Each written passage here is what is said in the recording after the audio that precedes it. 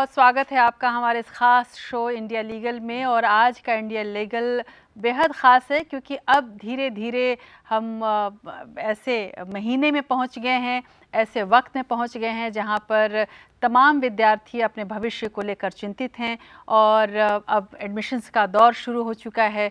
ऐसे में एक सहज जो विकल्प आमतौर पर बच्चों के मन में आता है वो है लॉ की दुनिया, कानून की दुनिया, उसमें किसी तरह से प्रवेश किया जाए। ये एक सपना होता है आमतौर पर युवाओं का। इसके अलावा भी तमाम ऐसे इससे जुड़े हुए लोग हैं जो कि कानून की दुनिया में प्रवेश करना चाहते हैं। पर अब सवाल ये है कि क्या हमारी शिक्षा व्यवस्था, ख़ासकर लीगल एजुकेशन जो है हमारे देश में, वो तैयार है उन तमाम चुनौतियों के लिए जो 21वीं सदी में हमें देखना पड़ रहा है। और अभी तक क्यों हम परंपरागत शिक्षा से ऊपर नहीं उठ पाए हैं, ये भी एक अहम सवाल है। किस तरह के कॉलेजेस हमारे पास हैं, किस तरह के शिक्षा की व्यवस्था, कानूनी शिक्षा की व्यवस्था, मेरा ये मतलब है यहाँ पर वो है इस भारत में, और किस तरह से अब हम उन चुनौतियों का सामना करना चाह रहे हैं जो अंतर्राष्ट्रीय स्तर पर हमें मिलने वाली हैं। ये सब कुछ आज के इस खास इंडिया लीगल में आज हम कानूनी दुनिया के शिक्षा व्यवस्था पर एक ख़ास चर्चा एक ख़ास पैनल के साथ करने वाले हैं।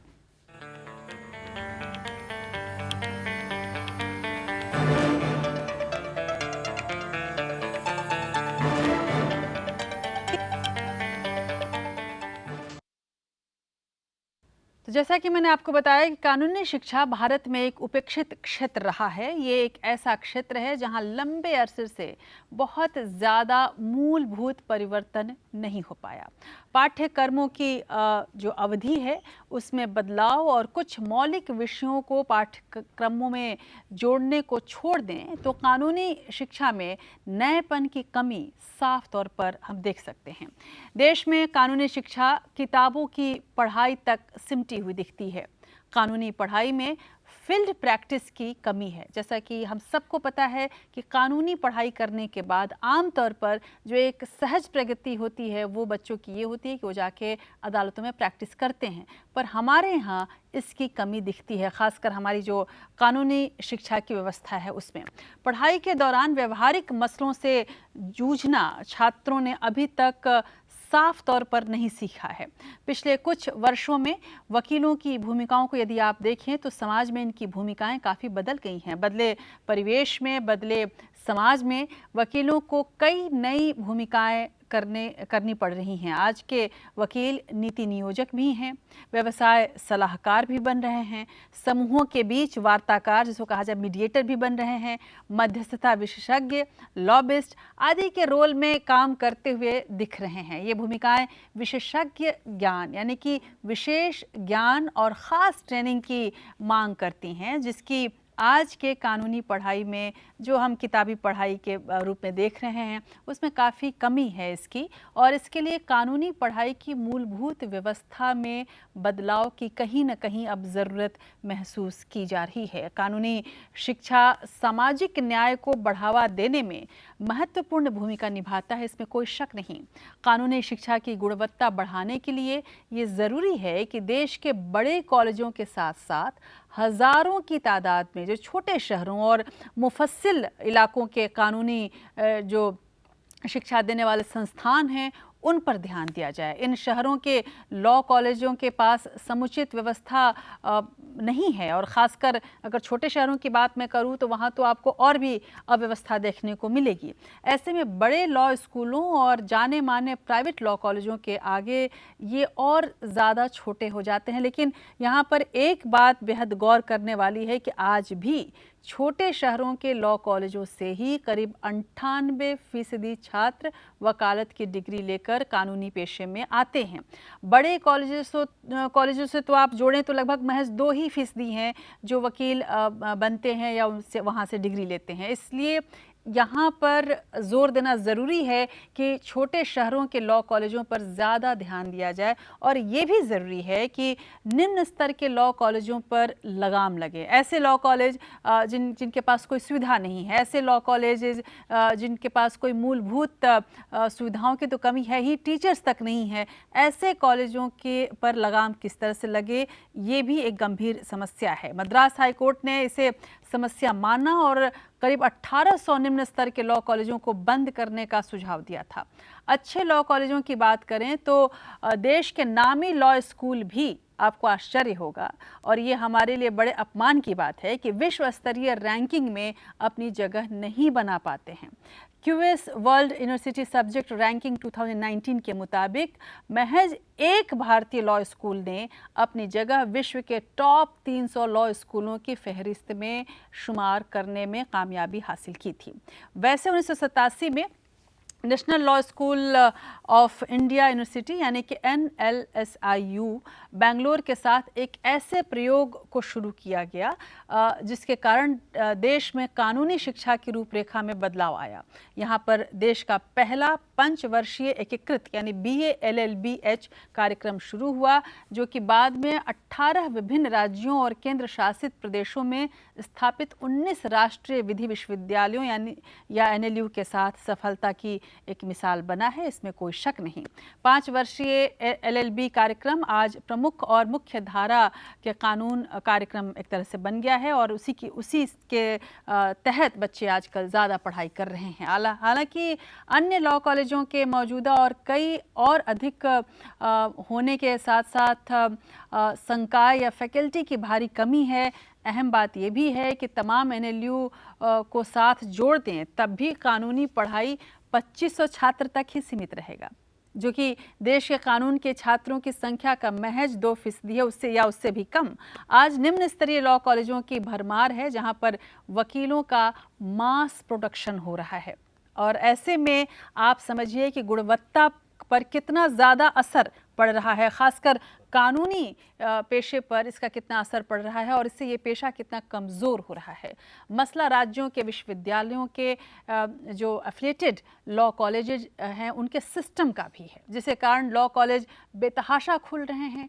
एक एक कमरे के भी लॉ कॉलेजेज खुले गए। हालांकि BCI के अपने रूल्स हैं, रेगुलेशंस हैं, लेकिन उन सबको धता बताते हुए भी तमाम कॉलेजेज इस देश में खुले और जिनको बंद भी किया बार काउंसिल ऑफ इंडिया ने। लेकिन ये सब कुछ भी चल रहा है, कई तरह के खेल भी चल रहे हैं जिससे गुणवत्ता पर नियंत्रण नहीं हो पा रहा है। समस्याएं कई हैं, कानून की पढ़ाई को सुधारने की चुनौतियां अनेक हैं। ऐसे में तमाम जो स्टेक होल्डर्स हैं उनकी ये जिम्मेदारी बनती है कि वे एकजुट होकर तब्दीली को अंजाम दें। वैसे हम बदलाव की ओर बढ़ें और पाठ्यक्रम को किस तरह के बदलाव की ज़रूरत है, फैकल्टी को कैसे मजबूत किया जाए, कॉलेजों को किस तरह से नियम कानून के दायरे में बांधकर उन्हें आधुनिक बनाया जाए, बदलते वक्त के हिसाब से ढाला जाए, इन सभी बातों पर आज हम इंडिया लीगल में एक ख़ास बहस करने वाले हैं और इस पर हम चर्चा करने वाले हैं। और जैसा कि मैंने आपको बताया कि आज जो कानून की पढ़ाई है वक्त के साथ कदम से कदम मिलाकर चलने की इसकी ज़रूरत है। देश विदेश में जिस तरह के बदलाव आ रहे हैं उन तब्दीलियों के अनुरूप पाठ्यक्रम और पढ़ाई के तरीके में बदलाव करने की ज़रूरत है। लॉ कॉलेजों की जो बुनियादी व्यवस्थाओं को जो मजबूत बनाना है उसकी ज़रूरत है।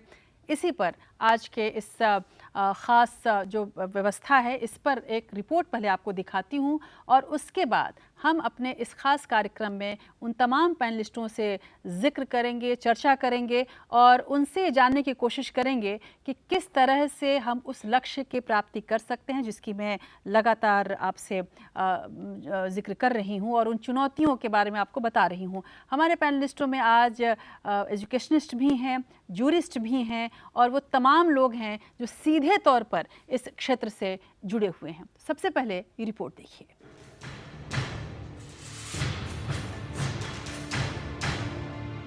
न्याय हर नागरिक का अधिकार है और इस अधिकार को हकीकत बनाने में वकील समुदाय एक अहम भूमिका निभाता है। एक वकील अन्याय और अनीति के खिलाफ सतत लड़ता है। वकालत सिर्फ पेशा नहीं, ये अधिकार पाने और दिलाने का आंदोलन है। अब वक्त आ गया है न सिर्फ वकालत के पेशे को संवारने का, बल्कि विधि की पढ़ाई को समय के अनुकूल बनाने का। देश में वकालत की पढ़ाई का इतिहास करीब 150 साल पुराना है। अंग्रेजों ने इसकी नींव रखी और फिर आजाद भारत में बाद में विधि की पढ़ाई ने अपनी दिशा पकड़ी। पहला बदलाव 60 के दशक में आया जब संसद ने अधिवक्ता अधिनियम 1961 पारित किया। अधिनियम के तहत बार काउंसिल ऑफ इंडिया को कानूनी पढ़ाई को रेगुलेट करने की जिम्मेदारी दी गई। विधि की पढ़ाई में दूसरा आंदोलन 80 के दशक में हुआ। 1987 में national law school of India university यानी कि NLSIU बेंगलुरु के साथ एक ऐसा प्रयोग शुरू किया गया जिसके कारण देश में कानूनी शिक्षा की रूपरेखा में बदलाव आया। देश का पहला 5 वर्षीय एकीकृत BA-LLB-H कार्यक्रम शुरू हुआ, जो कि बाद में 18 विभिन्न राज्यों में स्थापित 19 राष्ट्रीय विधि विश्वविद्यालयों या NLU के साथ सफलता का नजीर बना। 5 वर्षीय LLB कार्यक्रम आज प्रमुख और मुख्यधारा कानून कार्यक्रम बन गया है। बार काउंसिल ऑफ इंडिया के अनुसार हर साल 15,000 से अधिक वकील अपना पंजीयन कराते हैं और पेशे में लगातार उनकी मांग बढ़ती जा रही है। वकीलों का काम बहुत ज्यादा मुश्किल और चुनौतीपूर्ण हो चला है। नए नए विधाएं सामने आई हैं।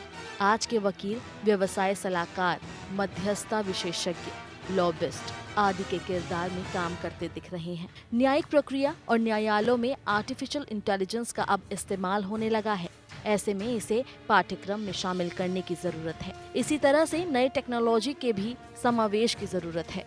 आइए कुछ बदलाव के बिंदुओं पर नजर डालते हैं। कानूनी शिक्षा के छात्रों को व्यवहारिक अनुभव देने की जरूरत है। इसके लिए मूट कोर्ट का अनुभव करना बहुत ही आवश्यक है। मूट कोर्ट में भागीदारी की सीमा के कारण कई छात्र अवसर न मिलने की वजह से बहुत ही पीछे रह जाते हैं। किसी भी क्षेत्र में प्रवेश करने के लिए इंटर्नशिप जरूरी है। ये छात्रों को बहुत कुछ नया देखने और प्रोफेशनल कुशलता को सीखने में मदद करता है। Case study, continuous assessment, vocational training और अनिवार्य अप्रेंटिसशिप को असेसमेंट का अंग बनाना होगा और मूल्यांकन का कम से कम 40% वजन इन्हें दिया जाए। छोटे शहरों के कॉलेजों की कमी है। ये कानूनी शिक्षा की क्वालिटी को प्रभावित करती है। भारत के कानूनी शिक्षा की एक और चुनौती है कानून में शोधकर्ताओं की कमी, रिसर्च के महत्व की कमी और मौजूदा लॉ स्कूल में प्रकाशन की कमी है। दुनिया के बेहतरीन लॉ स्कूलों में रिसर्च और प्रकाशनों की एकेडमिक में ही महत्व दिया जाता है। ये तो थे कुछ बदलाव की कुछ जरूरतें। कानून की पढ़ाई से संबंधित स्कूल और कॉलेजों में भी बुनियादी तब्दीलियों की जरूरत है। छोटे शहरों के लॉ कॉलेजों में बुनियादी व्यवस्थाओं का होना जरूरी है। लॉ फैकल्टी मजबूत होनी चाहिए और बार काउंसिल ऑफ इंडिया की नजर कॉलेजों के इंफ्रास्ट्रक्चर और पढ़ाई की गुणवत्ता पर लगातार होनी चाहिए। कि लीगल एजुकेशन में लगातार हम प्रयासरत हैं सुधार लाने के। लॉ कॉलेजेस हमने अभी हाल के दिनों में ही 100 से ऊपर लॉ कॉलेज बंद किया है, जिनके पास अच्छे टीचर नहीं हैं, जिनके पास इंफ्रास्ट्रक्चर नहीं है। सबसे दिक्कत होती है लॉ कॉलेजेस में टीचर्स की। अच्छे टीचर मिलना मुश्किल है और LLM या PhD होना चाहिए, वही एक लॉ का टीचर हो सकेगा। वो जो LLM की डिग्री है बड़ी सस्ती बिक रही है, मैं कहूँ ओपनली।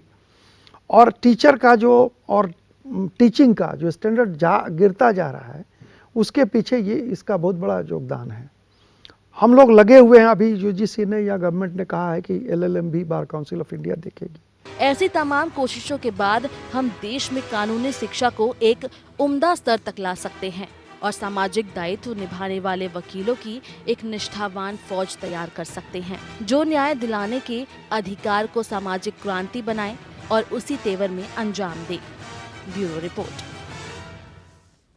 तो आपने इस रिपोर्ट के जरिए ये ज़रूर समझा होगा कि हमारे यहाँ समस्याएं कितनी हैं और चुनौतियाँ कितनी हैं। और इन्हीं चुनौतियों पर, इन्हीं समस्याओं पर बात करने के लिए हमारे पास एक ख़ास पैनल भी है। इस वक्त हमारे साथ फ़ोन लाइन से जुड़ेंगे प्रोफेसर उपेंद्र बख्शी, जो एजुकेशनिस्ट भी हैं, जूरिस्ट भी हैं, विश्व प्रसिद्ध और ख़ास इंडिया लीगल के एक तरह से वरिष्ठ सहयोगी भी हैं।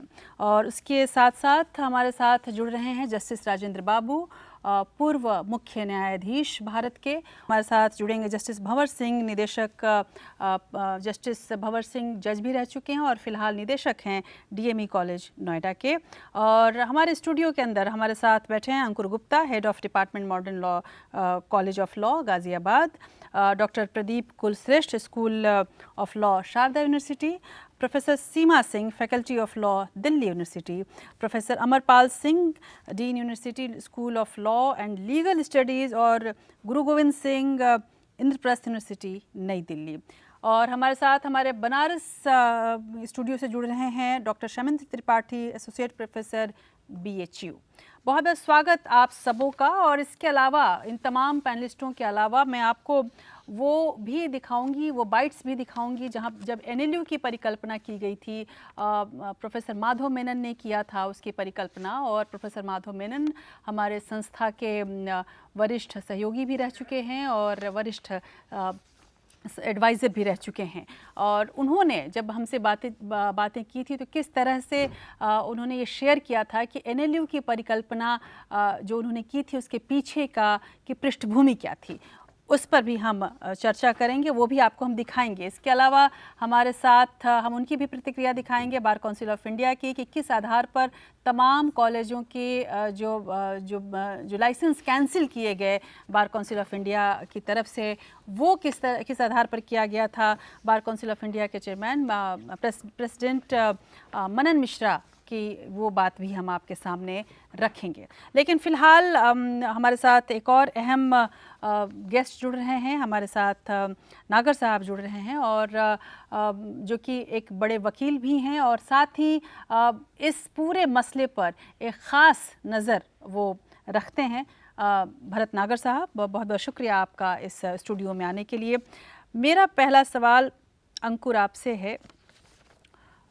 जब आप यहाँ आए और आप बैठे, मैं आपको देख रही थी, आपने लिखा है Ankur Gupta, head of department modern college of law Ghaziabad. आपकी उम्र क्या होगी अंकुर? 38 ईयर्स। 38 ईयर्स। ये कॉलेज जो है इसके क्या इंफ्रास्ट्रक्चर है, पहले मैं ये समझना चाहूँगी। 2004 से एस्टैब्लिश है। We are running LLB 3 year course basically from the very initiative. और classrooms, moot court hall, seminar hall, जो बेसिक रिक्वायरमेंट्स हैं सारे as per the BCI and on. कितने आपके पास परमानेंट फैकल्टीज़ हैं? We have 14 faculties. जी, क्या उनकी शिक्षा क्या है, कहाँ से हैं सबसे ज़्यादा, कहाँ के पढ़े लिखे? सम ऑफ देम फ्रॉम NLUs जी, और फ्रॉम मेरठ यूनिवर्सिटीज़। कुछ कितने स्टूडेंट्स हैं आपके पास? 180 का इंटेक है। 180 60 सेक्शन है। जी, आपको क्या चुनौती देखने को मिलती है इसमें? जनरली जो पिछले कुछ समय से महसूस कर रहे हैं वो है स्टूडेंट का थोड़ा सा अटेंडेंस शॉर्ट होना। Although we are focusing on visits also, जो भी प्रेस्क्राइब्ड है BCI से, इंटर्नशिप भी, लास्ट सेमेस्टर में मोड कोर्ट भी है, वो सब चीज़ें हो रही हैं। बस कहीं ना कहीं अटेंडेंस थोड़ी सी शॉर्ट हो जाती है स्टूडेंट्स की, जो एक हमें इसके लिए आप स्टूडेंट्स को जिम्मेदार मानते हैं, या आप ये मानेंगे कि आपकी फैकल्टी इतनी इंटरेस्टिंग नहीं पढ़ा रही है कि बच्चों को समझ में आए, या फैकल्टी इतनी, जब आप 38 ईयर के होंगे मेरे ख्याल से फैकल्टी भी काफ़ी यंग होगी आपकी? ऑलमोस्ट मैम इक्विवेलेंट है, कुछ यंग है, कुछ इक्विवेलेंट है। एग्जैक्टली। अब ऐसे में एक प्रोफेशनल कोर्स पढ़ाना, जो मेरा ये मानना है कि उसमें ऐसे बच्चों को बांधना पड़ता होगा, जाहिर सी बात है कि वो एक अपने आप में चुनौती है यंग लोगों के लिए, वो भी एक वजह रही है, आप ये समझते हैं? ये म्यूचुअल में ज़्यादा मानता हूँ इस चीज़ को जी। अगर हम ये कहें कि सिर्फ फैकल्टी दोषी हैं तो जो स्टूडेंट्स आ रहे हैं फिर वो भी नहीं आ रहे होते जी। और अगर हम ये कहें कि स्टूडेंट दोषी हैं तो ये भी मुद्दा बड़ा कहना ऑकवर्ड सिचुएशन रहेगा कि दोनों को आप कैसे दोषी कहें। हाँ। कहीं ना कहीं आप इसे म्यूचुअल ज़्यादा मान सकते हैं। लेकिन ऐसे में सीमा जी आपसे जानना चाहूँगी कि दिल्ली यूनिवर्सिटी की जो लॉ फैकल्टी है बहुत ही गंभीर लॉ फैकल्टी मानी जाती है, और उस तमाम बड़े बड़े वकील जजेज वहाँ से निकले हैं। आप क्या फ़र्क देखती हैं जो प्राइवेट लॉ कॉलेजेस हैं और एक जो जिसको कहा जाए सरकारी लॉ कॉलेज, एक तरह से क्या फ़र्क देखती हैं स्तर में आप? देखिए, मेरे हिसाब से तो अगर आज आप लॉ प्रोफेशन की बात करिए या लीगल एजुकेशन की बात करिए तो इसमें कई सारे चैलेंजेस हैं। एक तो फीस स्ट्रक्चर में बहुत बड़ा चैलेंज है प्राइवेट कॉलेजेस में और गवर्नमेंट कॉलेज में। जैसे दिल्ली यूनिवर्सिटी लॉ फैकल्टी की फ़ी अभी भी बहुत कम है, नॉमिनल फ़ी हम लेते हैं जी। उसी हिसाब से आपको फैसिलिटीज़ का भी डिफरेंस दिखाई देता है। लेकिन एक चीज़ हमें यहाँ पे और देखनी पड़ेगी कि हमारा जो लीगल एजुकेशन का पर्पज़ है, एक्चुअली उस एजुकेशन का पर्पज़ क्या है। पर्पज़ ये है कि जो भी लीगल एजुकेशन लेना चाहता है उसको हम वो अपॉर्चुनिटी दे रहे हैं कि अपनी योग्यता के हिसाब से वो एडमिशन ले सके, या उसकी फ़ी पेमेंट करने की क्षमता उसकी योग्यता को डिसाइड कर रही है। तो यहाँ पे आज की तारीख में लीगल प्रोफेशन में मुझे जो बहुत बड़ा गैप दिखता है वो क्वालिटी और क्वांटिटी का डिफरेंस है। क्वांटिटी में इनटेक इतना ज्यादा हो चुका है कि हम क्वालिटी को मेंटेन नहीं कर पा रहे हैं। जी बिल्कुल। और मुझे ये भी एक बहुत महत्वपूर्ण बात लगती है कि लीगल एजुकेशन की इम्पोर्टेंस को जैसा महत्व मिलना चाहिए उस महत्व को न तो समाज समझ पा रहा है और शायद न ही सरकार समझ पा रही है। हमें पता है कि आजकल जुडिशरी का जो एक्टिविज्म है या जो टॉप मोस्ट जजेस सुप्रीम कोर्ट में बैठे हुए हैं, एक तरीके से वो पूरा देश चलाने में उनका एक इम्पॉर्टेंट कंट्रीब्यूशन होता है। जो क्वालिटी आज हम प्रोड्यूस कर रहे हैं वही कल वहाँ बैठेगी। जाहिर सी बात है। लेकिन और इन्हीं चुनौतियों पर हम बात करने की कोशिश करें, पर इन चुनौतियों की शुरुआत जिसको समझा जाए वो सबसे पहले वो जुडिशरी पर तभी पहुंचते हैं जब उनके पास एक लीगल एजुकेशन हो और एक अच्छा लीगल एजुकेशन होना चाहिए उनके पास। ऐसे में मैं प्रोफेसर बख्शी को जुड़ना चाहूँगी, जब सीमा के यूनिवर्सिटी के वो वीसी भी रह चुके हैं और सबसे नामी जुरिस्ट हैं। प्रोफेसर बख्शी, आपसे जानना चाहूँगी कानून की पढ़ाई में जो आप कमियां देख रहे हैं वो कौन सी मुख्य कमियां हैं जिस पर आप अपनी उंगली रखना चाहेंगे? Well, it's very hard to speak of legal education as a whole because it's expanded now in a variety of institutions, both public and private. In fact, last 10 years has seen a large expansion of legal education in the hands of private institutions. And O.P. Jindal Law School, which started in 2009, has now expanded to 350 law teachers full-time. It's the highest ever achieved anywhere in India since independence. So it is, and then you've got all kinds of private universities offering instruction in law. Then you've got state universities, which expanded. Then you've got other kinds of universities offering law schools, like IIT offering some education in law, management offering something in law, and so on. And therefore, you have a very widespread now. But basically, LLB legal education imparted in most of the time in half of it is imparted by law colleges run by private institutions, government in various states. And there the situation is very uneven. Some colleges are very old, more than a century old. Some are very young, some are in the Mofussil, and they are in the jurisdiction of the Legal Education Committee with Bar Council. One hopes that they are looking after the quality of legal education and not just the quantity of number of law schools. Exactly. नागर साहब, यहाँ पर आपको लाना चाहूँगी, जब आप जब सुप्रीम कोर्ट जाते हैं, तमाम अदालतों में जब प्रैक्टिस करते हैं, आपने देखा होगा कि आपके अपने ऑफिस में भी कितने ज़्यादा लॉ इंटर्न्स हैं। आजकल हर एक की शिकायत होती है कि वो क्वालिटी नहीं रह गई है जो पहले थी। जो हम लोगों ने मेहनत की वैसी मेहनत बच्चे नहीं करते हैं, वैसी क्वालिटी नहीं वो देखते हैं। जैसा कि प्रोफेसर बख्शी ने भी कहा है कि अब चूँकि पढ़ाई ज़्यादातर वो प्राइवेट इंस्टीट्यूशन के हाथ में आ गई है, जहाँ पर पैसा ज़्यादा मुख्य है, पढ़ाई कम मुख्य है, क्या आप ये वजह मानते हैं? इस वजह से वो फ़र्क दिख रहा है? नहीं, मुझे ऐसा नहीं लगता है कि प्राइवेट इंस्टीट्यूशंस की वजह से क्वालिटी एक्चुअली लो हुई है। वजह तो उसकी मेनली है कि अनएम्प्लॉयमेंट है। हमारे टाइम में मैं देखो, जब हम लोग पास आउट हुए थे, उस टाइम में लोग जनरली एक नेशनल हॉबी थी कि सब लोग सिविल सर्विसेज के लिए ऑफ़र करते थे, या कोई डॉक्टर बनता था या इंजीनियर बनता था। उस टाइम हम लोग जो लॉयर बने बाय डिफ़ॉल्ट बने। अब आज के टाइम में लोगों ने देखा है कि प्रोफेशन इतना ग्रो किया है, तो हर लोगों का, इवन आप देखेंगे जो बच्चा अभी फर्स्ट क्लास में जा रहा है, केजी में जा रहा है, उससे भी हम सुने तो वो कहता है कि मैं बड़ा होकर लॉयर बनूँगा। लेकिन इसके चलते हुए मैं समझता हूँ कि बहुत ज़्यादा लोग प्रोफेशन में आ गए हैं। दिल्ली बार काउंसिल का इसी साल का डाटा आज मैं पता कर रहा था, तो कम से कम 15-16 हज़ार लॉयर्स इस साल दिल्ली बार काउंसिल में उन्होंने एनरोल किया है। तो ज़्यादा नंबर ऑफ़ स्टूडेंट्स आ गए हैं, और उसमें बहुत सारे ऐसे हैं क्योंकि लोगों को जॉब नहीं मिल रहा है, तो लास्ट सिर्फ वो समझ के करते हैं और कुछ नहीं करना है तो चलो लॉ कर लेते हैं। ऐसे कुछ बड़े लोगों को देख के तो सबको एक अट्रैक्शन होता ही है। नंबर ऑफ स्टूडेंट्स बढ़ जाने की वजह से मुझे लगता है कि उसमें कुछ नॉन सीरियस भी होंगे, हाँ, तो शायद क्वालिटी कुछ कम हुई है। बिल्कुल। तो ऐसे में प्रोफेसर सीमा सिंह ने जैसा कि बताया मुझे कि बहुत ज़्यादा अंदर से ही सुधार करने, हम सीरियस नहीं है इसको लेकर। ऐसे में प्रदीप जी, जो इंस्टीट्यूशन जो कि लॉ की पढ़ाई करवा रहे हैं, उनकी भूमिका बहुत ज़्यादा अहम हो जाती है, क्योंकि आप शारदा यूनिवर्सिटी से हैं। शारदा यूनिवर्सिटी की अक्सर हमने देखा है कि बड़े बड़े होर्डिंग्स लगते हैं, बड़े बड़े प्रचार होते हैं, और ऐड आप लोग काफ़ी इसका प्रचार करते हैं, इसमें कोई शक नहीं। लेकिन जितना खर्च क्या प्रचार पर करते हैं, क्या आप अपने स्टूडेंट्स को एंट्री लेवल पे, मैं पूछना चाहूँगी कि एंट्री लेवल पर उनकी क्वालिटी कैसे अच्छी रखी जाए, बेस्ट स्टूडेंट्स आपके इंस्टीट्यूशन में आए, क्या आप इसकी भी कोशिश करते हैं? हम कोशिश पूरी करते हैं, क्योंकि जब तक हम क्वालिटी नहीं एश्योर कर पाएंगे तब तक प्रचार से सिर्फ कार्य नहीं चलेगा। क्योंकि आजकल सोशल मीडिया का ज़माना है, और स्टूडेंट सिर्फ प्रचार देख के एडमिशन नहीं लेते, वो आपस में बातचीत करते हैं। और आजकल माता पिता बहुत जागरूक हैं, परिवार छोटे हैं, सीमित हैं, तो माता पिता पूरा सर्वे करते हैं। जैसा कि नागर साहब बता रहे थे, 10th क्लास से ही, 11th क्लास से ही मैं देखता हूँ बहुत से माता पिता आके पूछते हैं कि आपके यहाँ कैसी व्यवस्था है, और बच्चों से बात करते हैं। क्योंकि ये एक बच्चे के लिए भी एक बहुत बड़ा कदम होता है कि कहाँ एडमिशन ले वो।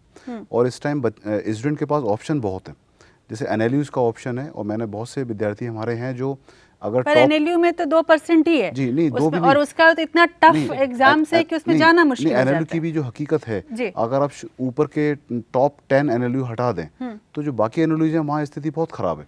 इसीलिए विद्यार्थी बहुत सारे, उनका अगर हो भी जाए क्लैट में सिलेक्शन, तो वो बॉटम NLUs में एडमिशन नहीं लेना चाहते, क्योंकि वहाँ फैकल्टी नहीं है, वहाँ पढ़ाई नहीं हो रही है, वहाँ अराजकता है। हाँ, वो उस पर मैं आऊंगी, जस्टिस राजेंद्र बाबू से मैं पूछूंगी इस पूरे मसले पर। जी, तो क्योंकि मैं शिक्षा से जुड़ा हुआ हूँ, कानूनी शिक्षा से, तो मैं जानता हूँ कि अंदरूनी क्या चल रहा है। हाँ जी। तो एक विद्यार्थी अपना होमवर्क करता है, उसके पेरेंट्स भी होमवर्क करते हैं, और वो देखते हैं कि कौन सा संस्थान उनको अच्छी शिक्षा प्रदान कर सकता है। लेकिन क्या मैं ये ना आरोप लगाऊं आप लोगों पर कि चूंकि आप लोग प्राइवेट इंस्टीट्यूशन हैं और आपकी फ़ीस ज़्यादा है, जैसा कि सीमा जी ने भी बताया, और अगर मेरे पास पैसा है, शायद मैं ड्यू के एग्ज़ाम्स देने से बचूं कि कौन उसमें एंट्रेंस दे, कौन NLU का एंट्रेंस दे। यहाँ तो मुझे कुछ लाख रुपए देने हैं और मेरा एडमिशन हो जाएगा, अश्योर्ड है मेरा एडमिशन। मैं मॉडर्न में पढ़ सकती हूँ, मैं इनके कॉलेज में पढ़ सकती हूँ, आपके कॉलेज में आ सकती हूँ। देखिए, प्रोफेसर उपेंद्र बख्शी अभी जिक्र कर रहे थे OP जिंदल का।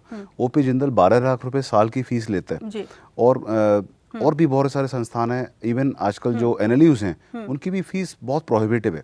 उसके हिसाब से प्राइवेट संस्थानों की फीस अभी उतनी ज़्यादा नहीं हुई है, हर संस्थान बहुत अच्छी ज़्यादा फीस नहीं ले रहा है, और जो फीस है उसका भी निर्धारण बहुत सारी, लेकिन उस सरकारी फीस से तो ज़्यादा ही है। देखिए, अगर आप अपना होमवर्क करेंगे, तो सरकारी, जैसे दिल्ली यूनिवर्सिटी में पर स्टूडेंट की जो कॉस्ट आ रही है पढ़ाने की, क्योंकि स्टेट स्पॉन्सर कर रहा है, बिल्कुल, लेकिन वो ज़्यादा है, वो बहुत ज़्यादा है। मैं समझ रही हूँ, लेकिन एक स्टूडेंट के तौर पर जो मुझे पे करना पड़ेगा वो बहुत कम है। यहाँ पे हम जो प्राइवेट संस्थान है इसी दुविधा से जूझ रहे हैं कि एक तरफ तो दिल्ली यूनिवर्सिटी के पीछे भारत सरकार खड़ी हुई है कि उनको कई 100 करोड़ रुपए का टैक्स पेयर मनी दिया जा रहा है, जिससे, लेकिन हमारी बात केवल दिल्ली तक ही नहीं है, मैं तो पूरे समग्र जो लीगल एजुकेशन है इंडिया में, हम उसकी बात कर रहे हैं। हम छोटे छोटे कॉलेजेस की बात करेंगे, जो सरकारी कॉलेजेस भी, जैसे कि आपने बताया कि NLU के भी बहुत सारे कॉलेजेस हैं जहाँ पे टीचर्स नहीं हैं।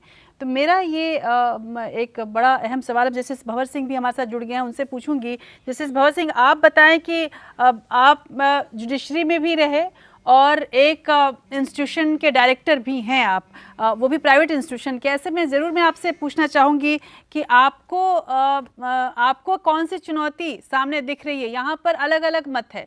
यहाँ पर ये भी कहा जा रहा है कि एक तरह से सरकारी इंस्टीट्यूशन जितने हैं उनके साथ तो गवर्नमेंट खड़ी है, इसलिए वो अपनी फ़ी भी कम रख रहे हैं और सुविधाएँ भी नहीं दे रहे हैं। हमारे पास हमें खुद ही अपने को कमाना भी है और बच्चों को पढ़ाना भी है, तो हमारे पास ज़्यादा बर्डन है, हमारे पास ज़्यादा चुनौती है। आपका क्या टेक होगा इस पूरे मसले पर? जमाने में जो सबसे ज्यादा जरूरत है वो है कि लॉ स्टूडेंट के कोर्स में जनरल मेडिसिन होनी चाहिए, मेडिकल जूरिस्प्रूडेंस होनी चाहिए, इंजीनियरिंग की नॉलेज होनी चाहिए, इंजीनियरिंग के सब्जेक्ट्स होने चाहिए और जनरल साइंस के भी सब्जेक्ट्स होने चाहिए, ताकि जो लॉ ग्रेजुएट्स हैं वो किसी भी फील्ड में अपने प्रोफेशनल या अपने ऑक्यूपेशन के लिए जाएं, उनको सब तरह की नॉलेज होनी चाहिए। बिल्कुल। परंतु आज के युग में कहीं भी किसी भी कॉलेज में ये सब फैसिलिटीज नहीं है। मुझे पता लगा है कि देहरादून में एक कॉलेज है जो इंजीनियरिंग कम लॉ की नॉलेज देता है, डिग्री देता है जी। और एक आध कॉलेज साउथ में ऐसे भी हैं जो मेडिकल लॉ डिग्री देते हैं जी। ये बात जरूर है कि उनका पीरियड 6 साल का हो जाता है, but it is worth it. और तो लॉ के कानून में जो मेरी हिसाब से इस वक्त सुधार की जरूरत है वो ये है कि इन फील्ड का भी, यानी medical jurisprudence, general science, engineering, एक पढ़ाई जी बिल्कुल। आज की डेट में रेरा के बहुत सारे जी नई बातों पर भी बात हो। जी बिल्कुल। मैं बिल्कुल जस्टिस भंवर सिंह, मैं आपको रोकूंगी। यहाँ पे प्रोफेसर अमरपाल सिंह हमारे साथ जुड़े हुए हैं। प्रोफेसर अमरपाल सिंह, आपसे पूछना चाहूँगी, जो कि एक बहुत बड़ा अहम मसला जस्टिस भंवर सिंह ने रखा है कि नई नई चीज़ों की पढ़ाई हो। क्या आपके पास इन तमाम जो चुनौतियां हैं, मीडिएशन पर हो या फिर आप साइबर लॉ पे देखिए, रेरा पर देखिए, अब तो जीएसटी भी आ गया है, क्या आपकी फैकल्टी इतनी अपडेटेड है? इंटरडिसिप्लिनरी लॉ कोर्सेज, हाँ बिल्कुल, मैं बहुत ईमानदारी से जानना चाहूँगी। ऐसा नहीं कि शो है तो इसमें मैं बता दूं कि हाँ है, मैं जानना चाहूँगी, अगर नहीं है तो हम इस पे जरूर विचार करेंगे। नहीं, ऐसा नहीं है, हमारे पास एक्सपर्टीज अवेलेबल है। इनफैक्ट जो 5 ईयर लॉ कोर्सेज हैं वो उस इंटरडिसिप्लिनरी को इन्फ्यूज़ करने के लिए एक बहुत ही अच्छा अटेम्प्ट पिछले 20-25 वर्षों में हुआ है। तो जो बहुत पॉपुलर कोर्सेज हैं उनमें BA LLB होता है, BBA LLB होता है, कुछ यूनिवर्सिटीज़ में BSc LLB भी हुआ, और जैसा जस्टिस भंवर सिंह बता रहे थे BTech LLB भी हुआ है। जहाँ तक जो जैसे आपने जिनका जिक्र किया मीडिएशन के लिए या रेरा का जिक्र आया और साइबर लॉ है, ये सब तो हमारी लीगल डिसिप्लिन में हम लोग मैनेज करने की पोजीशन में हैं, क्योंकि ये सब लॉ से जुड़े हुए हैं। जैसे फॉर एग्जांपल जो साइबर लॉ का स्ट्रक्चर है वो हमारा सारा जो क्रिमिनल लॉ का IPC एविडेंस उसी पर आधारित है, क्योंकि हमने उसमें कई नई चीजें आ गई हैं। नई चीजें हैं, उसमें साइंस है। मैं आपको बताऊं कि अभी हम लोगों ने कॉन्क्लेव किया IBC पे, बैंकिंग उस पे, IBC लॉ पे, एंड उसमें हमें पता चला कि मैक्सिमम कॉलेजेस में इसकी पढ़ाई नहीं है, इसकी प्रॉपर जानकारी भी नहीं थी। उसी तरह से जब आर्बिट्रेशन मीडिएशन पे हमने कॉन्क्लेव किया बेंगलोर में, वहाँ पे भी मैक्सिमम कॉलेजेस जो मीडिएशन के नए रूल्स हैं, आर्बिट्रेशन के जो नए रूल्स हैं, उसके बारे में अपने स्टूडेंट्स को नहीं बता पा रहे थे, क्योंकि प्रोफेसर्स उतने अपडेटेड नहीं थे। ये एक समस्या है। जी बताएं, आप अपनी बात पूरी करें। जी पर यह हमें समझना होगा कि IBC 2 साल पुरानी चीज़ है, उसके अनुभव को किस तरह से NCLAT उस पर जजमेंट दे रहा है और किस तरह से वो प्रोसीड हो रहा है। इनफैक्ट ये अजीब तरह की बात लगेगी लोगों को, पर शुरू में गवर्नमेंट को इस सारे प्रोसेस को पुश करने में बहुत समय लगा, और उन्होंने जानबूझ करके कुछ मसलों को पुश किया कि कम से कम कुछ अनुभव पता लगे कि IBC कैसे परफॉर्म कर रहा है।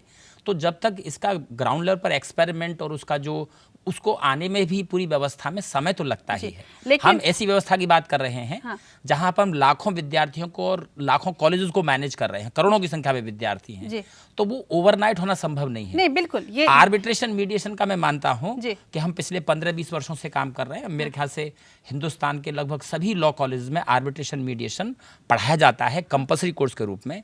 इनफैक्ट हम लोग तो आर्बिट्रेशन मीडिएशन में स्पेशल LLM भी करवाते हैं। हमारे 2 कॉलेज, मेरे अपने यूनिवर्सिटी में और उसी से एफिलिएटेड एक और कॉलेज है हमारी यूनिवर्सिटी में, वहाँ पर आर्बिट्रेशन में एक स्पेशल LLM भी होता है। तो इसमें ये कैपेसिटी जो नए एरियाज में एक्सपेंड होनी है उसमें समय तो लगेगा। जी बिल्कुल। पर ये प्रोसेस स्टार्ट हो चुका है, उसको एक तरह से यूँ कहें कि ट्रिकल डाउन होने में शायद थोड़ा समय लगा। लेकिन पर यहाँ पे सवाल वही उठ जाता है कि जब आज का बच्चा जो पास करके बाहर आ रहा है, आज मान लीजिए इस साल जो भी बच्चा पास आउट होके बाहर आएगा वो तो आईबीसी की प्रैक्टिस के लिए जा सकेगा, उसके सामने वो केसेस आएंगे, वो साइबर लॉ के केसेस आएंगे। अब वो ये नहीं कह सकता है कि अभी तो हमारे इंस्टीट्यूशन में इसकी तैयारी ही चल रही थी पढ़ाने की, मैं तो इसको पढ़ नहीं पाया। बहरहाल डॉक्टर शमेंद्र त्रिपाठी को जोड़ना चाहूँगी BHU से। बहुत बहुत शुक्रिया शमेंद्र त्रिपाठी जी हमसे जुड़ने के लिए। एक अहम सवाल ये है कि जो नए नए कानून आ रहे हैं, एक तो पहले से जो परंपरागत पढ़ाई हो रही है उसकी भी समुचित व्यवस्था हम नहीं देख पाते हैं। खासकर आप सर बनारस से हैं, आपको पता है कि आप बनारस के बाद आगे बढ़ जाएं, पूर्वांचल के तमाम जो कॉलेजेज हैं छोटी छोटी जगहों के, उनकी आप स्थिति देख लें तो आप ये कहना ही भूल जाएंगे कि कॉलेज भी ऐसे होते हैं। बहरहाल वहाँ पर जो अव्यवस्था है वो तो है ही, और नए जो कानून हैं उनकी पढ़ाई की चुनौतियाँ भी अपने आप में एक अहम हैं।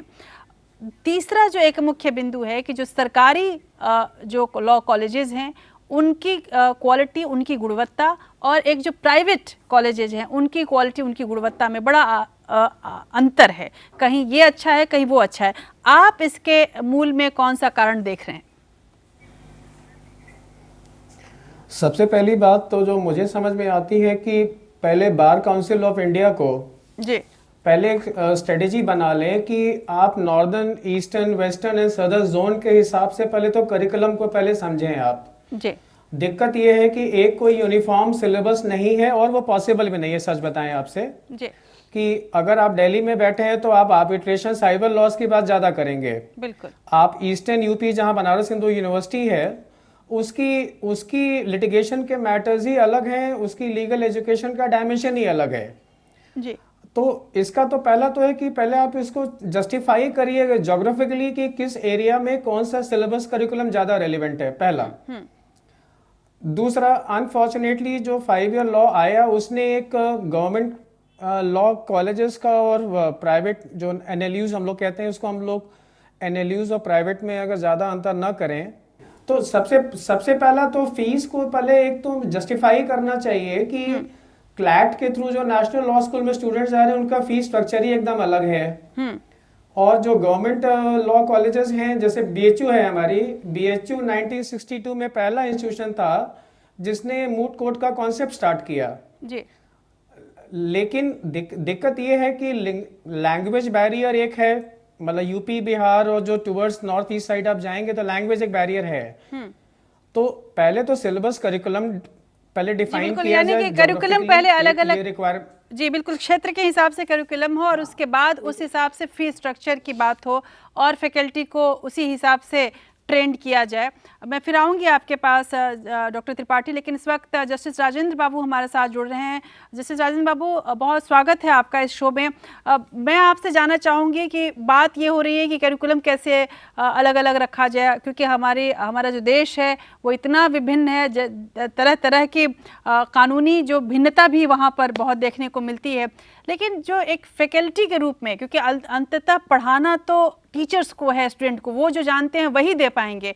आपको क्या लगता है कि किस तरह से मजबूत किया जाए पढ़ाने वालों को, क्योंकि यही है जो छात्रों की भविष्य का नींव रखते हैं। आप एकेडमिक काउंसिल के हेड भी रह चुके हैं NLU IS के, और आपने बहुत सारे उसमें सुधार की बातें की और सुधार करवाई आपने। ऐसे में आपने कहाँ वो कमियाँ देखी कि फैकल्टीज को कैसे ठीक किया जाए? The mentor's duty now is to see how much of information they can have and in what manner to channelize that information. Ji. That kind of ability the teachers must have. So I don't know whether the faculty has that kind of ability or not. One question. Ji. Second aspect is that you see law and justice. There is a wide gap between the two. And the education that is being given to the children and the students is how to bridge the gap between law and justice. बिल्कुल जी, बहुत बहुत शुक्रिया sir, आप जुड़े रहिए हमारे साथ। इस वक्त छोटा सा एक ब्रेक लेंगे। ब्रेक के बाद जब हम वापस आएंगे तो चर्चा इस बात पर करेंगे कि आखिर जो स्पेशलाइज्ड कोर्सेज हैं उनको किस तरह से इंट्रोड्यूस किया जाए। उसके अलावा जैसे जो 2-3 तरह की बातें आई हैं कि जो गैप्स है, जो सरकार उनको मदद कर रही है, उनको नहीं कर रही है, टीचर्स की ट्रेनिंग कैसे करवाई जाए। जैसे कि प्रोफेसर अमरपाल सिंह जी ने कहा कि एक सबसे बड़ी कमी तो ये है कि जो नए नए कानून आ रहे हैं, गवर्नमेंट उसके लिए तैयार नहीं होती है और हम पर कह दिया जाता है कि अब आप इसको पढ़ाइए। तो जाहिर सी बात है कि इसमें वक्त लगेगा पढ़ाने में।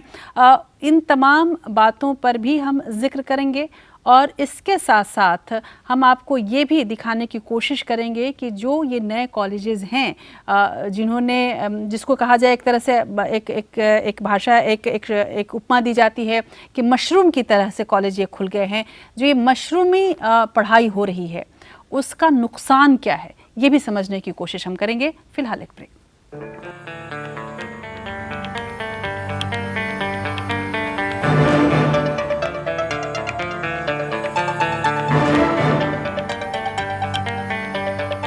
और एक बार फिर से स्वागत है आपका इंडिया लीगल हमारे इस खास शो में। और अब हम चर्चा को आगे बढ़ाते हैं। चर्चा को आगे बढ़ाने से पहले आप सभी ये जानते हैं कि जब भी हम कोई पढ़ाई करते हैं, एक विद्यार्थी के तौर पर हमारी ये उम्मीद होती है कि हम आने वाले दिनों में कुछ न कुछ इस क्षेत्र में एक सफलता का पैमाना हम छुएंगे। और अगर हम लीगल की पढ़ाई की बात करें तो हम केवल वकालत की प्रैक्टिस तक ही नहीं रहें, उसके आगे भी बच्चे सोचते हैं। नागर साहब, मैं आपसे जानना चाहूँगी कि जाहिर सी बात है कि जब हम लॉ की पढ़ाई करते हैं तो केवल प्रैक्टिस की बात नहीं होती है। कुछ बच्चे ऐसे भी होते हैं जो सोचते हैं कि मैं जुडिशरी का एग्ज़ाम दूंगा, मैं जज में जाऊंगा और तमाम और भी जो जुडिशरी से रिलेटेड जो एग्ज़ाम्स हैं, कानूनी दुनिया से रिलेटेड जो एग्ज़ाम्स हैं उसको देंगे। क्या आपको लगता है कि हमारे जो पढ़ाई है वो इसके लिए हमें एक तरह से ट्रेंड कर रही है, कोच कर रही है पढ़ाई के दौरान ही कि हम इतना पढ़ें कि ताकि हम बस निकलें और विदाउट एनी कोचिंग हम सीधे जुडिशरी के एग्जाम में पढ़ सकें, जा सकें? राजश्री जी, मैं आपसे एक बात में थोड़ा डिफर करता हूं कि कॉलेजेस, लॉ कॉलेजेस की मशरूमिंग नहीं हुई है। इनफैक्ट मैं समझता हूं कि अभी भी हमें लॉ कॉलेजेस की और ज़रूरत है। जब बहुत सारे लोगों को मैंने देखा, एक एयर मार्शल GB सिंह को मैंने देखा कि वो 67 की एज में लॉ कर रहे थे और मैंने उनसे पूछा तो उन्होंने बताया कि जब मैंने लॉ किया तो मुझे ऐसा लगा कि हर आदमी को लॉ करना चाहिए डे टू डे लाइफ में, और बहुत सारी चीज़ों को कॉन्फिडेंस बिल्ड करने के लिए और आपके जो कंसेप्ट क्लियर करने के लिए लॉ यदि हर आदमी करे, भले ही वो लीगल प्रोफेशन में आए या नहीं आए, तो उतना ही अच्छा है। तो लॉ कॉलेज मुझे लगता है कि अभी भी कमी है, ज़्यादा नहीं है। लेकिन वो मैंने इसलिए ये शब्द लिया क्योंकि जो क्वालिटी ऑफ लॉ कॉलेजेस हैं वो बहुत नीचे हैं। छोटे बहुत खुल गए हैं लेकिन आप उनकी क्वालिटी को कंट्रोल नहीं कर पा रहे हैं, तो वो मशरूम की तरह ही दिख रहे हैं अभी तक। लेकिन आपकी बात भी सही है कि इसको जगह जगह पहुंचाने की ज़रूरत है। ओवरऑल हमारे यहाँ शिक्षा व्यवस्था की यही हालत है, कॉलेजेस नहीं है, स्कूल्स नहीं है, हॉस्पिटल्स नहीं है। लेकिन लॉ की मैं बिल्कुल सहमत हूँ इस बात से कि इसकी कॉलेज की आवश्यकता ज़्यादा है। जहाँ तक स्पेशलाइजेशन का सवाल है, आप देखेंगे जो अभी हमारे पैनलिस्ट ने बताया कि एरियाज के हिसाब से अब जो बेसिकली एरियाज ऑफ प्रैक्टिस बहुत बढ़ गए हैं। जो शुरुआती दौर में जब हम लोगों ने लीगल प्रोफेशन ज्वाइन किया था तो हमें पता था कि सिविल की प्रैक्टिस होती है या क्रिमिनल की प्रैक्टिस होती है। एक इंडिया के बहुत बड़े कॉरपोरेट लॉयर ने अमेरिका से जब यहाँ शिफ्ट किया और वो ओरिजिनली एक कंपनी सेक्रेटरी थे और कॉरपोरेट लॉ में प्रैक्टिस करना चाहते थे, तो उनको बॉम्बे जाना पड़ा। और बॉम्बे में लोगों ने ये कहा कि आप दिल्ली में कैसे कॉरपोरेट लॉ की प्रैक्टिस करोगे, दिल्ली तो एक गाँव है। तो अब लेकिन आज देखते हुए, आज हम देखें तो जितने सारे स्पेशलाइज कोर्सेज हैं, जो एक और माध्यम है कि लॉ एक जनरल डिग्री सबने मान लिया, लेने के बाद भी इतने सारे सर्टिफिकेट कोर्सेज हैं। अभी लेटेस्ट एक कोर्स का मैं देख रहा था कि जो बेसिकली फाइनेंशियल क्राइम्स में एक बहुत ज़रूरी होता है कि उसका ऑडिट किया जाए, उसके ऊपर भी किसी एक इंस्टीट्यूट ने और यूनिवर्सिटी ने उसमें एक कोर्स किया है। यदि हम सारे स्पेशलाइज कोर्सेज, बैंक्रप्सी की जैसे आपने बात की, भले ही वो जैसे पैनलिस्ट ने बताया कि 15-20 साल से IBC बेसिकली कोर्ट्स में अटका हुआ था क्योंकि नलिनी चिदम्बरम ने उसको चैलेंज किया था, लेकिन अब वो 2-3 साल से BIFR को रिप्लेस किया है नेशनल कंपनी लॉ ट्रिब्यूनल ने। तो ये एक अलग तरह के एक स्पेशलाइज बेसिकली अब जो एरिया जो प्रैक्टिस आए हैं उन सब के लिए LLB डिग्री या LLM के बाद भी सर्टिफिकेट कोर्सेज के थ्रू सारी यूनिवर्सिटीज को उसमें आगे काम करना चाहिए, और वो कोर्सेज के थ्रू जिस एरिया में प्रैक्टिस करना चाहता है एक फ्रेशर अभी जो लॉ ग्रेजुएट है, वो उसमें आके प्रोफेसर बख्शी भी इस पर कुछ बोलना चाह रहे हैं। प्रोफेसर बख्शी, मैं सुन पा रही थी आपको कि स्पेशलाइज्ड कोर्सेज पर आप जरूर बोलना चाह रहे थे कि विशेषज्ञ कोर्स की जरूरत क्यों है। जी professor Bakshi. Some degree of specialization in good law schools. For example, intellectual property law, IPR, is a very great demand. There are some diplomas as well.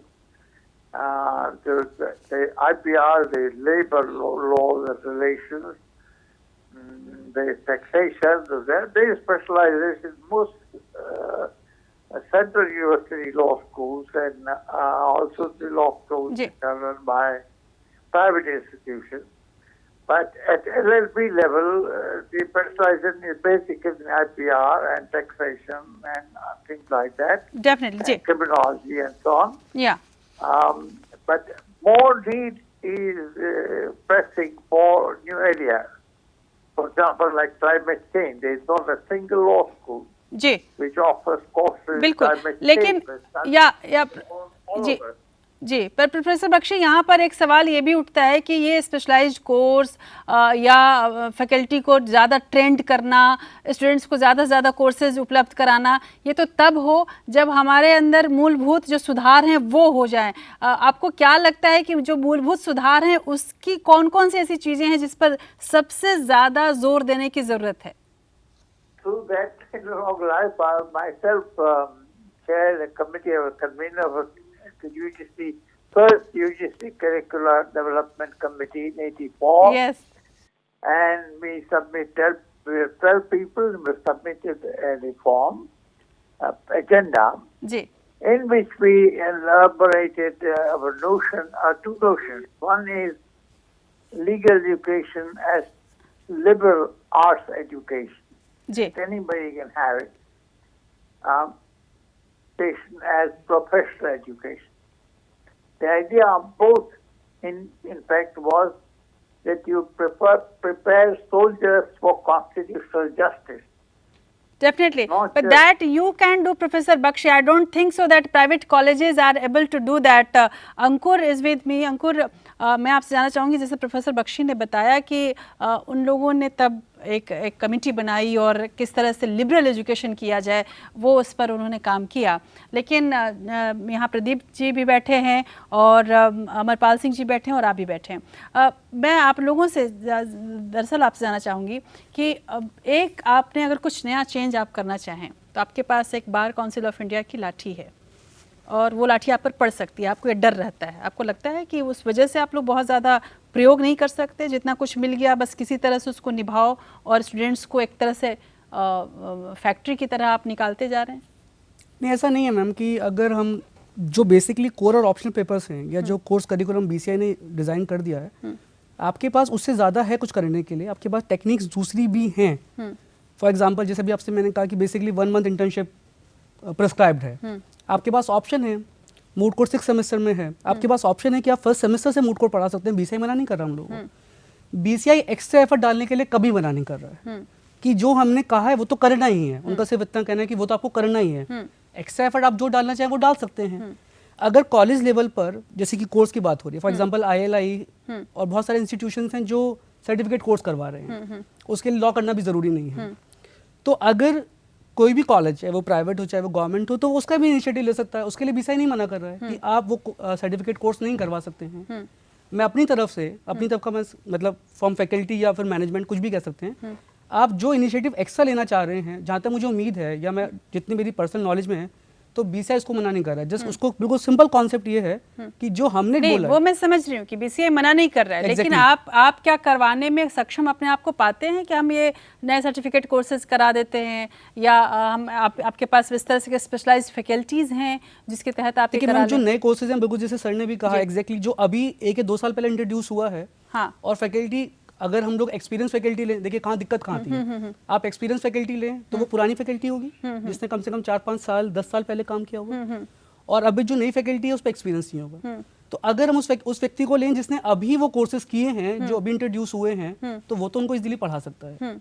जैसे बैंकों में हुआ था बेसिकली, जो भी जब नहीं, मैं इससे सहमत नहीं हूँ। आई डोंट थिंक सो अंकुर, क्योंकि प्रोफेसर सीमा सिंह हमारे साथ है। तो प्रोफेसर सीमा सिंह, जैसे एक बार आप लोग सरकारी जॉब में एक तरह से आ जाते हैं, तो ये तो प्रोग्रेशन है पढ़ाई। ऐसा नहीं है कि मैंने पिछले साल अगर मैंने 10वीं पास की है तो ही मैं 9वीं क्लास को के सब्जेक्ट को जानूंगी, और मैं अगर एक टीचर है वो नहीं समझेगी, ऐसा नहीं है। मुझे नहीं लगता। It will take some time. मुझे लगता है कि सीमा जी आप ये बताएं कि क्या ऐसे में मुझे इसका निदान शायद ये ज़्यादा है कि जो हमारी फैकल्टीज़ हैं उनको हम लगातार अपडेट कैसे करें। क्या इसकी कोई व्यवस्था सरकारी तौर पर आप देखती हैं कि प्रोफेसर्स को भी बताया जाए, उनको भी समझाया जाए कि भैया अब ये IBC आ गया है, ये GST के नए कानून आए हैं, आप पर इसके लिए वर्कशॉप हो और उसको बताया जाए। क्या ऐसा हुआ है आप लोग के साथ? देखिए, जैसे प्रोफेशनल डेवलपमेंट सेंटर होते हैं, centre for professional development in higher education, तो वो समय समय पर orientation programme, faculty development programmes कराते रहते हैं।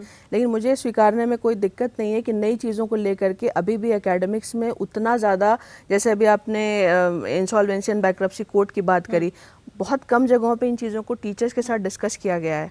और मुझे ऐसा लगता है कि लॉ जिस तरीके से एक्सपैंड हो रहा है, मतलब मुझे लगता है कि हर साल एक नई ब्रांच लॉ की आती है, तो बहुत सारे लोग हैं, कई बार तो टीचर खुद सीखने में इंटरेस्टेड नहीं है। ये भी एक प्रॉब्लम है। दूसरी बात है, अगर वो सीखने में इंटरेस्टेड है तो कोई ऐसा फोरम नहीं है जहाँ पे वो क्विक इन्फॉर्मेशन, हालांकि आज की तारीख में इन्फॉर्मेशन को गैदर करना इतना मुश्किल काम नहीं है, लेकिन एक मुझे जो बहुत बड़ा गैप एजुकेशन सिस्टम में समझ में आता है वो ये है कि ये नॉलेज अगर आप सिर्फ बुकिश रखेंगे तो कभी ये कंप्लीट नहीं हो सकता। प्रैक्टिकल नॉलेज में और बुकिश नॉलेज में कनेक्ट करने वाली लिंक बहुत ज्यादा वीक है, चाहे वो टीचर के लिए हो और चाहे वो और इसके लिए आमतौर पर चूंकि ये कहा जा रहा है कि हमारे यहाँ लाइसेंस तो BCI देती है, और BCI जब आती है ये सर्वे करने के लिए खासकर प्राइवेट कॉलेजेस का, तो वो ये सब कुछ देखे जरूर और तब फिर ये दे। ऐसे में प्रोफेसर भंवर सिंह हमारे साथ जुड़े हैं, माफ़ कीजिएगा जस्टिस भंवर सिंह हमारे साथ जुड़े हुए हैं। जस्टिस भंवर सिंह, BCI के उस ख़ास स्क्वाड के आप मेंबर भी रह चुके हैं और आपने पता नहीं कितने कॉलेजेस का सर्वे भी किया है। मैं आपसे ज़रूर जानना चाहूँगी कि BCI अपनी जिम्मेदारी आखिर किस तरह से निभा रहा है इस मसले पर। हाँ, बहुत सख्ती से जरूरत है। बार काउंसिल ऑलरेडी काफ़ी सख्त है, मगर और ज़्यादा सख्ती होगी तो क्योंकि रूल्स वगैरह हैं वो और अच्छी तरह फॉलो होंगे। और बार काउंसिल ने जैसे एक बहुत अच्छा कदम उठाया है कि 2 साल के लिए लॉ कॉलेजेस को एफिलिएशन देना अभी रोका हुआ है। और उससे ये है कि जो मशरूम ग्रोथ हो रही थी लॉ कॉलेजेस की, वो थोड़ा सा इस वक्त रुकी, कंट्रोल हुआ जी। लॉ का भी है जी। आने वाले सालों में अगर इस पे चेक नहीं लगाई गई और सुधार नहीं सोचे गए तो लॉ ग्रेजुएट्स भी जो है वो उनको अच्छे आयाम नहीं मिल पाएंगे। बिल्कुल। और उनकी सर्विस। प्रोफेसर बख्शी भी हमारे साथ जुड़े हुए हैं, जस्टिस भंवर सिंह, वो भी बार काउंसिल के इस मसले पर बोलना चाह रहे हैं। बार काउंसिल ऑफ इंडिया को जो खासकर जिस तरह से वो रेगुलेट कर रही है, प्रोफेसर बख्शी, आपको लग रहा है कि वाकई और ज़्यादा सख्ती की ज़रूरत है? जबकि हमने अभी जिक्र किया कि आखिर समस्याएं क्या है, क्या केवल रेगुलेशन से, सख्ती से ये सारी समस्याएं दूर हो जाएंगी? ऐसे में बार काउंसिल ऑफ इंडिया की भूमिका आप क्या देख रहे हैं? 50-60 years, Bar Council has learned many things and how to tighten, how to improve its regulation.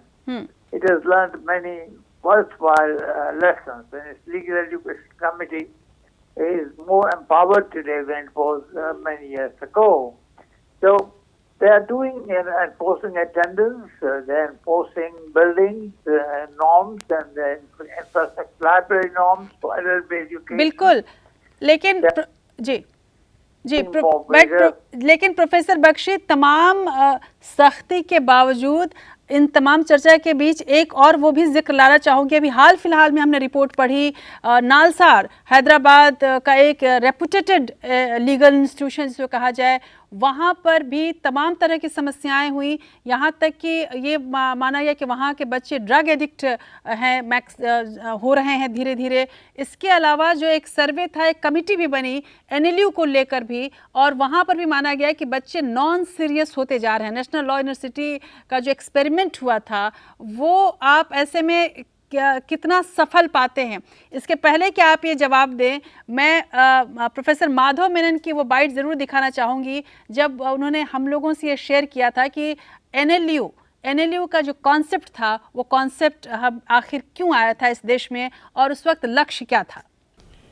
A new concept of legal education which was focusing on studying law in social context was initiated under the 5-year integrated legal education program. I was fortunate to be associated with the conception of that experiment in the 1970s and early 1980s. And when the Bar Council of India entrusted the responsibility to demonstrate the viability of that experiment in the form of the National Law University, the first of its kind in the country, when I was entrusted with the responsibility, I thank God that I have an occasion to demonstrate that we have the potential to do far more efficiently the task that we have been doing in law and administration of justice. कि NLU का जो concept था, ये bar council की हम जिक्र कर रहे हैं, हम कॉलेजेस की, प्राइवेट कॉलेजेस की बात कर रहे हैं, हम ये कह रहे हैं कि हम रेगुलेट करना चाहेंगे, पर जो ये बड़े इंस्टीट्यूशन हैं जो ऑलरेडी एग्जिस्ट कर रहे हैं, उनकी अपनी समस्याएं भी हैं। ऐसे में आप उनको कितना सफल मानते हैं?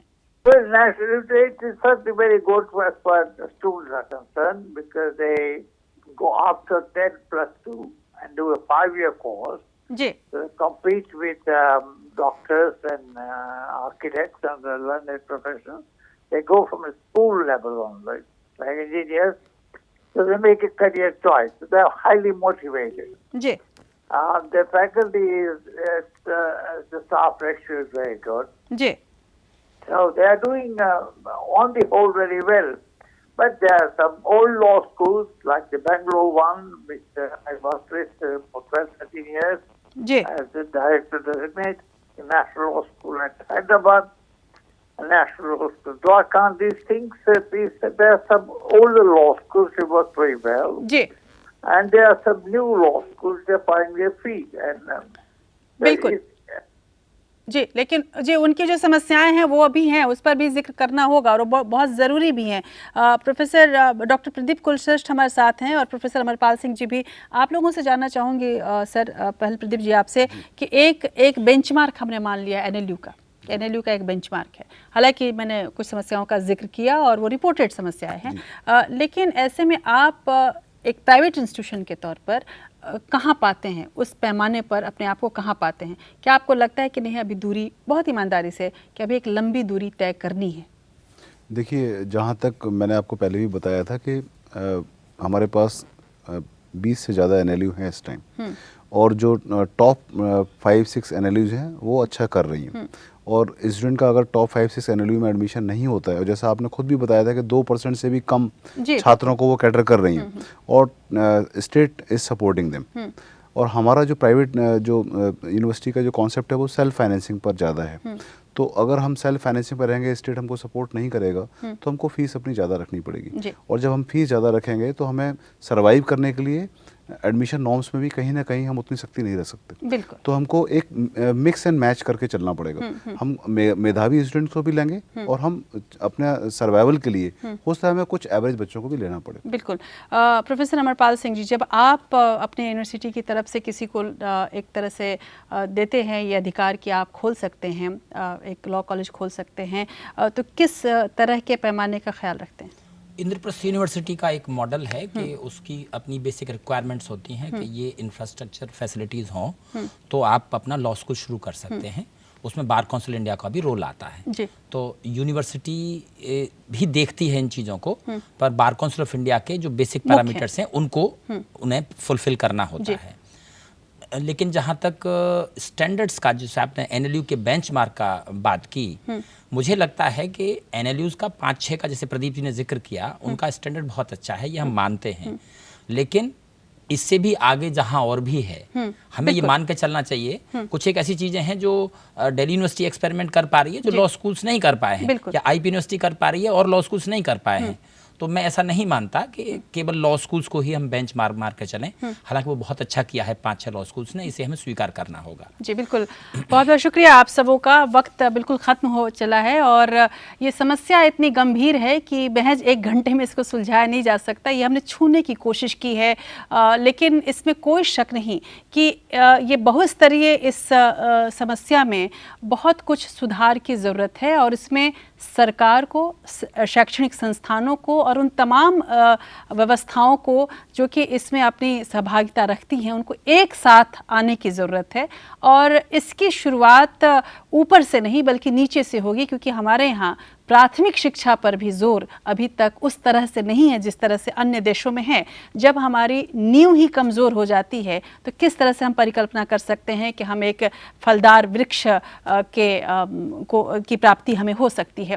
तो जाहिर सी बात है कि शिक्षा में एक मूलभूत सुधार की ज़रूरत है। इंडिया लीगल में हमने उन खासकर कानूनी शिक्षा में उन तमाम जो सुधार हैं जिनकी ज़रूरत है, उन अपने पैनलिस्टों के द्वारा, उनके विचारों के द्वारा आप तक पहुँचाने की कोशिश की है और आगे भी ये कोशिश जारी रहेगी। अगले हफ्ते हम एक अन्य बड़े मुद्दे पर आपके सामने होंगे। फिलहाल मुझे दीजिए इजाज़त। नमस्कार।